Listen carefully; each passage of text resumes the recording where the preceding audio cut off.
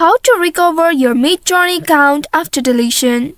Hello and welcome back to our YouTube channel How to Tutorials. In today's video, I'm going to show you how you can delete your MidJourney account after deletion. Once you have deleted your MidJourney account, you will not be able to recover it. But if you have recently deleted your MidJourney account, then you will get 7 days in order to undo this deletion. If that's the case, then you will need to first open any web browser on your device and in the search bar type in MidJourney.com. Now press on enter to search for it. This will take you to the official website of MidJourney. Here make sure you are logged into your account. Once you are logged into your account, if you have deleted your account recently, then you will be able to see this pop-up box which says restore account.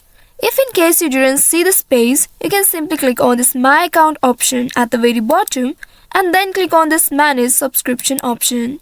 By doing so, you will be taken to this page. In this page, you will be able to locate the button Restore Account. Click on this Restore Account and then wait for a while. After that, your deletion will be cancelled. Note that you will only be able to restore your account if the account deletion process has not exceeded 7 days. After that, you will not be able to restore your account. So by following these steps, you should be able to recover your MidJourney account after deletion.